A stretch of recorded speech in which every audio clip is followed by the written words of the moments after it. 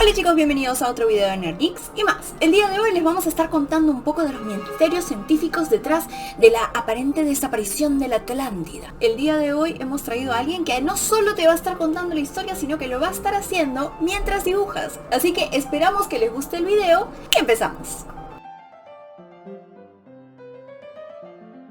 El tema que veremos hoy es si existió la Atlántida.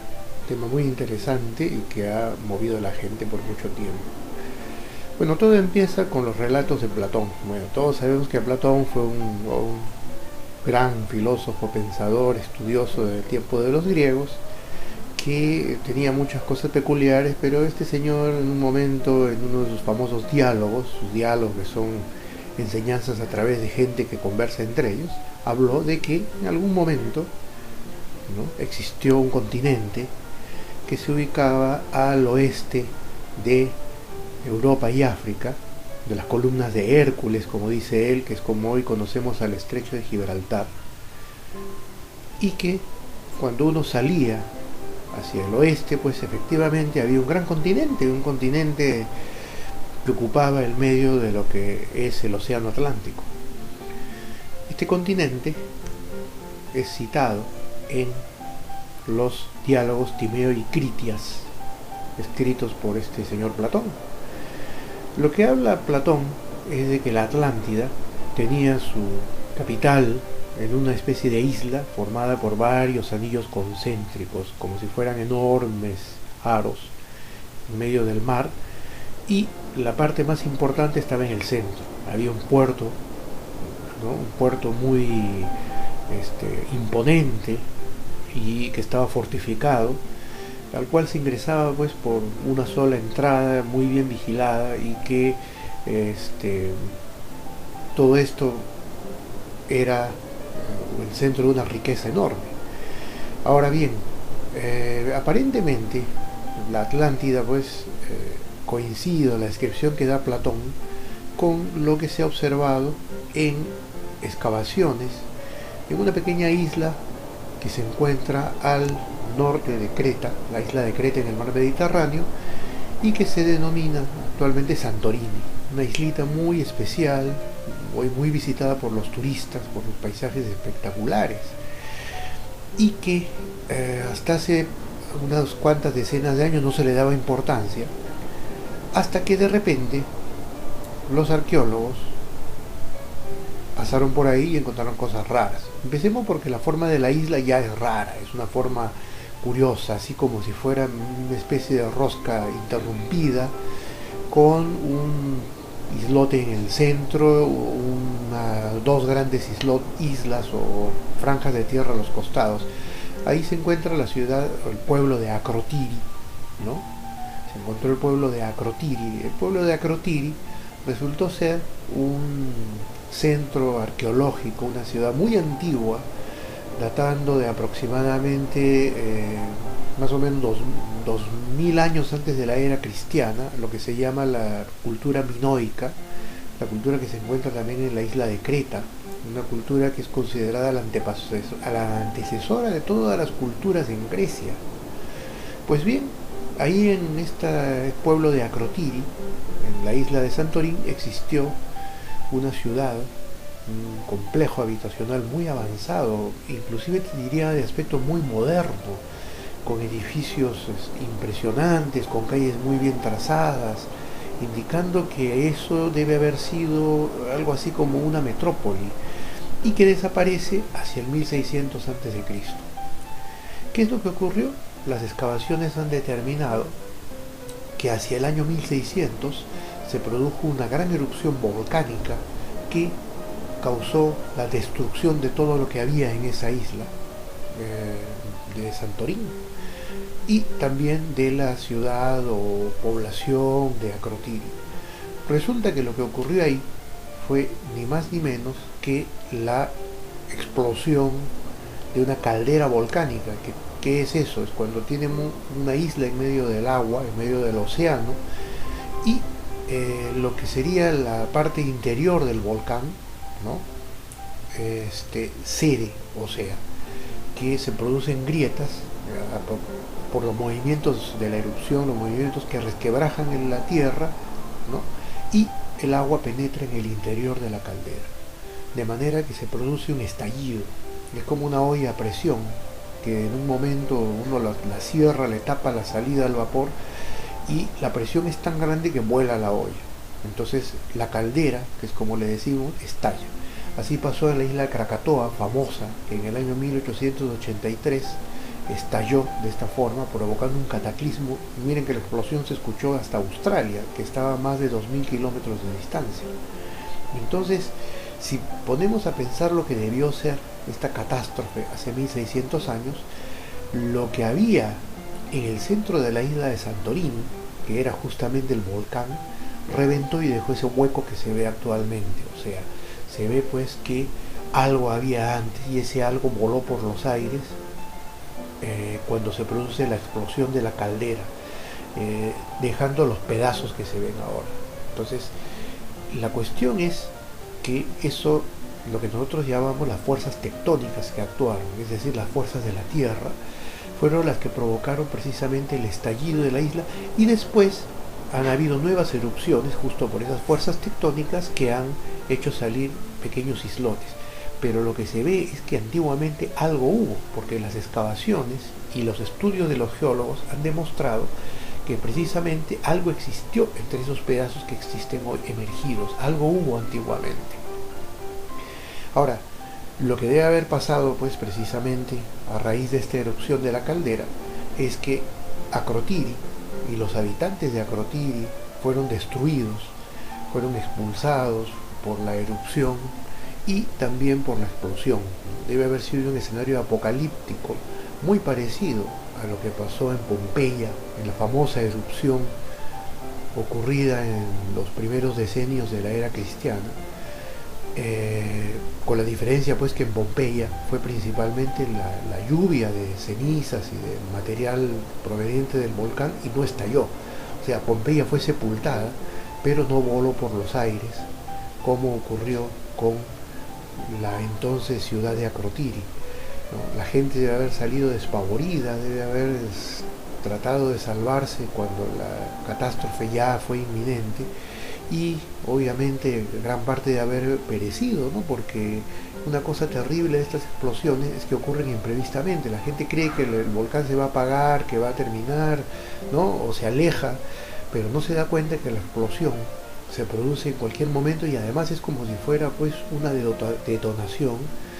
Se produce como si fuera la detonación de un arma nuclear de potencia descomunal. O sea, aniquila todo lo que está alrededor en decenas y hasta cientos de kilómetros por la onda expansiva.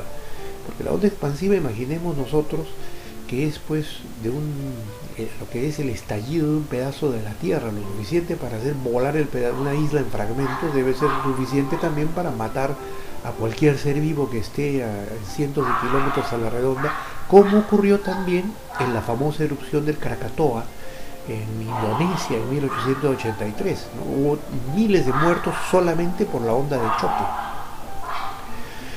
Entonces, lo que nosotros sabemos es que esta civilización que vivió en Akrotiri, por lo que se ha encontrado en pinturas murales en las ruinas, fue una civilización de navegantes. Era una civilización que, como lo que dice Platón de la Atlántida, dominó el mar.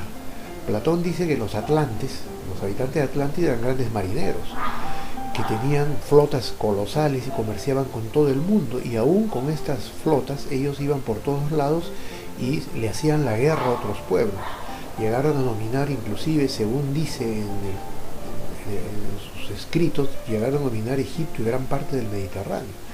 Entonces, lo que parece ser, por las descripciones de Platón y lo que se ha encontrado en Akrotiri, es que esto pudo ser lo que Platón llamó la Atlántida, destruido por la erupción que ocurrió en el 1620 a.C.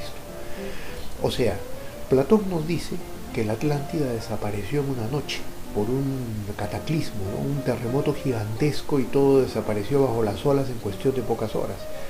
Lo que se está viendo es que esta isla de Santorini, ¿no? Pudo ser la Atlántida, porque la descripción de una catástrofe de este tipo siempre por lo que se vio en Krakatoa pudo ser así, y sus efectos se extendieron por todo el Mediterráneo. O sea, nosotros tenemos que la erupción debió ser tan colosal que sus efectos se sintieron por el Mediterráneo e inclusive tuvieron que ver con el famoso libro del Éxodo, ¿no?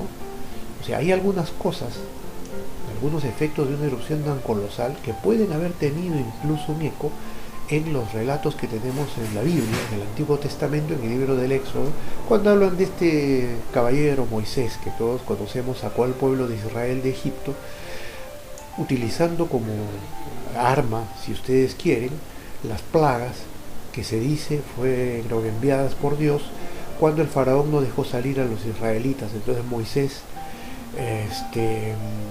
como podríamos decir, Moisés a cada negativa del faraón hacía que apareciera una plaga, cada una peor que la anterior, ¿no? Sabemos que hubo pues oscuridad, los ríos se tiñeron de rojo, cayeron insectos voraces, llovió fuego y hielo, murió el ganado, y una serie de cosas tremendas, ¿no? Ahora bien, es curioso que estas plagas coinciden en mucho con los efectos que hay después de las erupciones volcánicas catastróficas que se han observado en otras partes del planeta, y nos da para pensar que lo que vio nuestro amigo Moisés, o sea, lo que él utilizó como argumentos delante del faraón, no fue otra cosa que aprovechar el conocimiento que tuvo de la erupción de Santorini. O sea, el faraón, ¿no?, que estaba de lo más tranquilo, nunca pensaría pues que iba a ocurrir nada, pero pues el amigo Moisés tenía pleno conocimiento de lo que iba a suceder.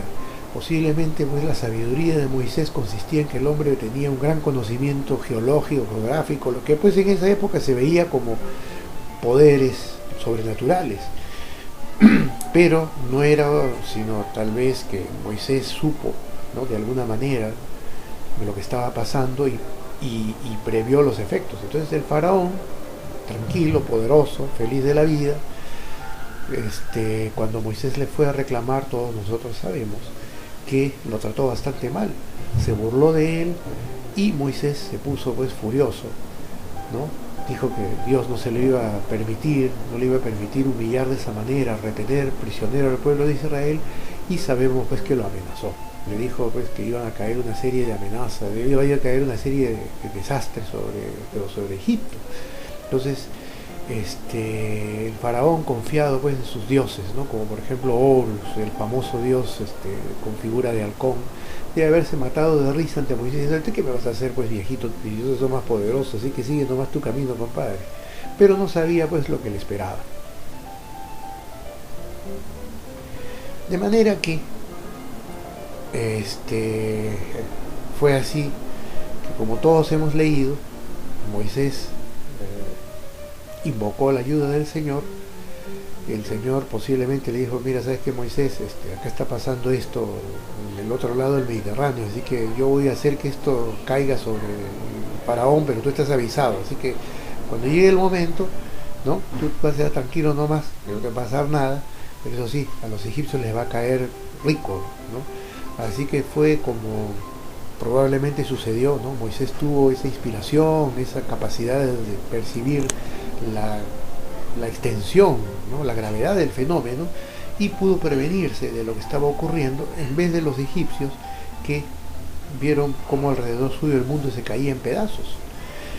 Y las plagas quedaron registradas por la Biblia como algo en lo cual a los que en algún momento se habían burlado de Moisés, ahora pues estaban llorando, como se dice, ¿no?, estaban llorando a moco tendido, porque les cayó encima con todo el poder de los elementos y el poder de, bueno, la catástrofe, ¿no?, que, como hemos visto, no fue sino posiblemente, según todos los indicios, un conjunto de consecuencias de la gran erupción volcánica de Santorini. O sea, miren cómo la historia de lo que pudo ser la Atlántida tiene relación con la historia de Egipto, y sobre todo con la historia que nos ha llegado a través de la Biblia, ¿no?, las Sagradas Escrituras en el Antiguo Testamento. Ahora, es sabido, ¿no?, explicando un poquito esto, que cuando los volcanes erupcionan, pues las grandes erupciones, y como hemos visto en Krakatoa o como se relata en Pompeya, las grandes erupciones pues arrojan tal cantidad de cenizas que el cielo se pone oscuro. Ha habido casos en los cuales el cielo se oscurece durante días, ¿no? Krakatoa trajo oscuridad en gran parte de Indonesia, de la parte de Asia sudoriental. Entonces ahí se explica la plaga de tinieblas, porque estamos hablando de cientos de kilómetros al que alcanza la oscuridad. Luego la erupción también arroja grandes cantidades de flúor muchas veces, que está contenido en las partículas arrojadas, ¿no?, con la ceniza, y el flúor es tóxico, sobre todo cuando le cae al pasto. Entonces el ganado consume el flúor y se muere. Y esto ha pasado en erupciones en otros lados, como en Islandia, ¿no? El pasto es comido por el ganado se muere, intoxicado por la cantidad tóxica. Y ahí tenemos la explicación de otra plaga bíblica, ¿no? Entonces vamos atando cabos y vemos que la cosa está bastante ligada a lo que pudo ocurrir con la erupción de Santorini.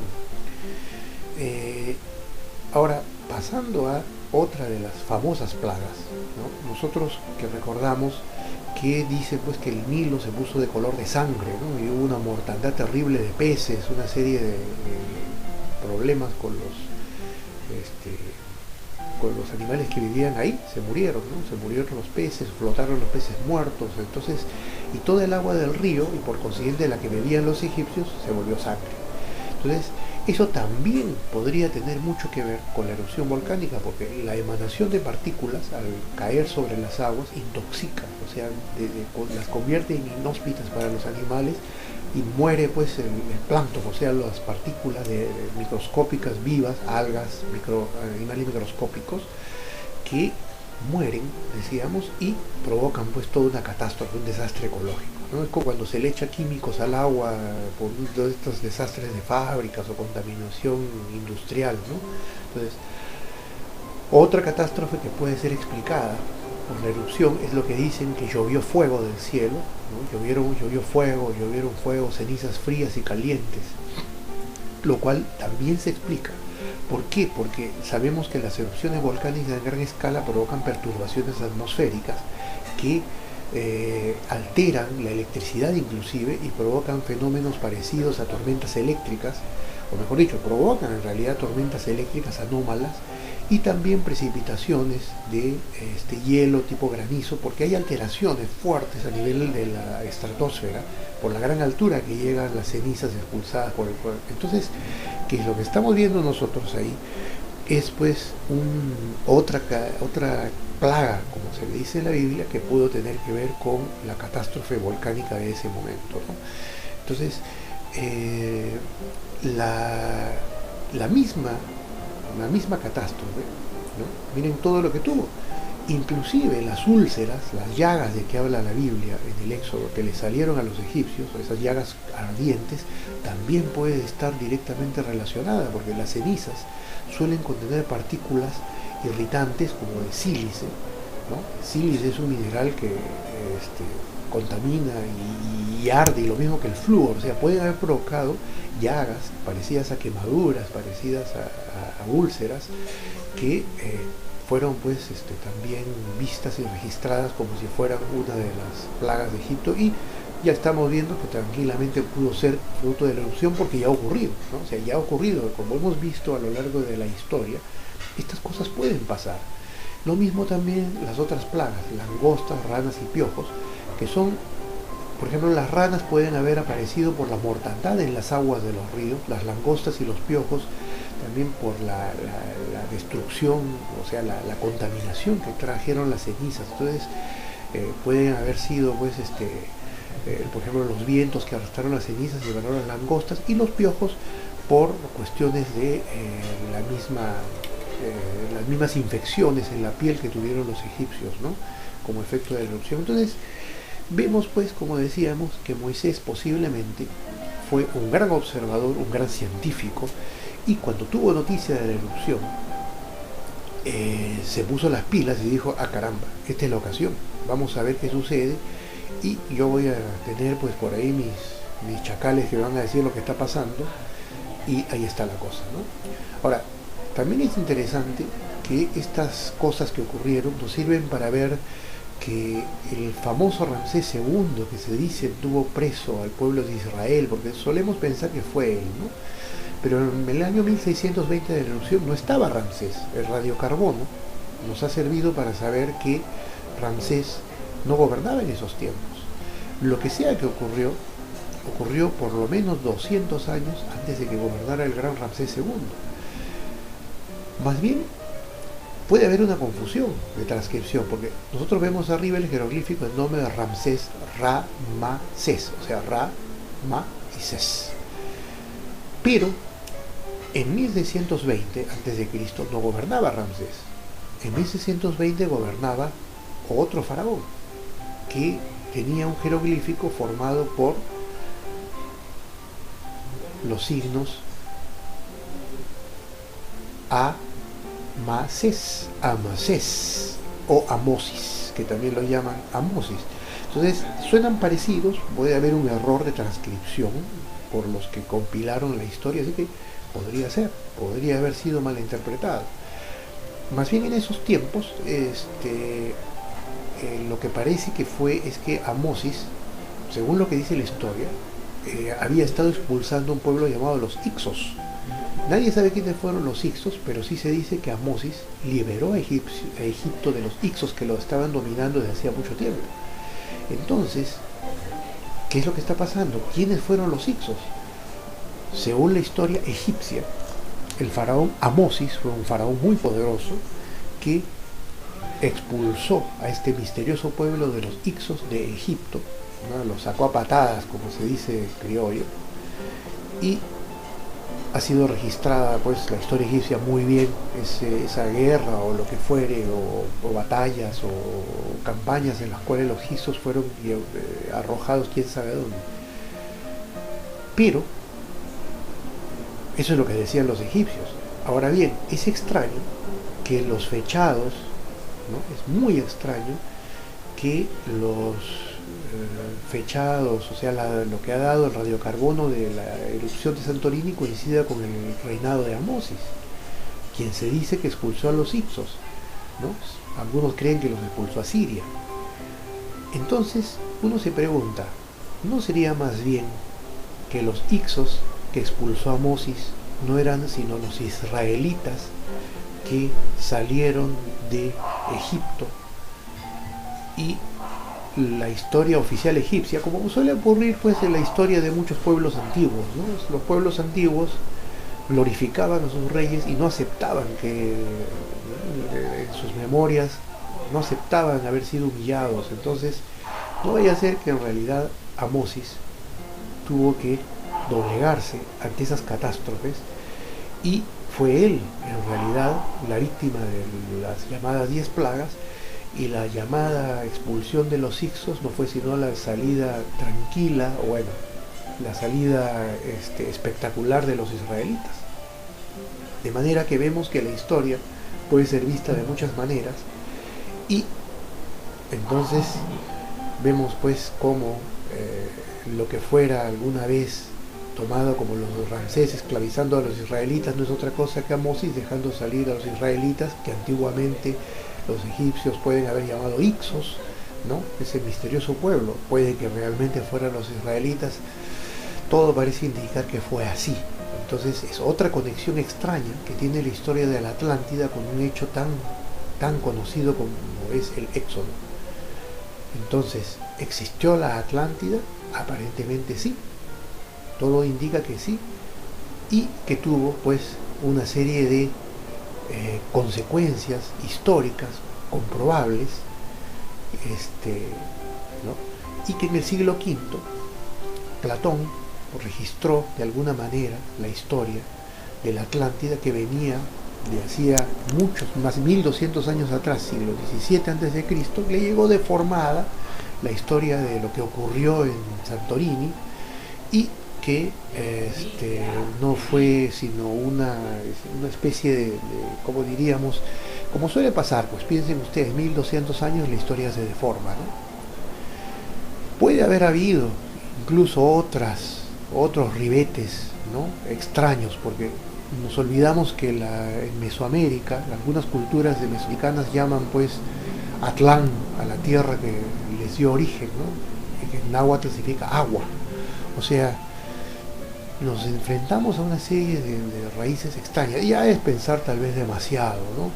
Pero uno se pregunta por qué dicen algunos pueblos centroamericanos, algunas culturas antiguas que venían de un lugar llamado Atlán, y por qué Atl significa agua y Atlántida, ¿no? Hay como una resonancia curiosa, extraña. Bueno, eso ha sido todo y ojalá que aproveche a todos esta historia y se hayan entretenido.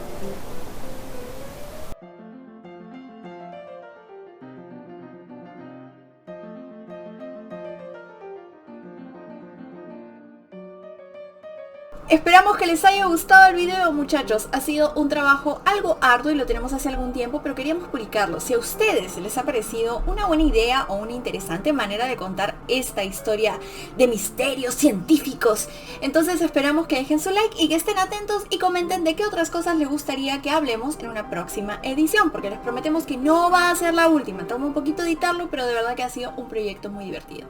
Así que sin más, nos vemos la próxima vez. Chao, chao.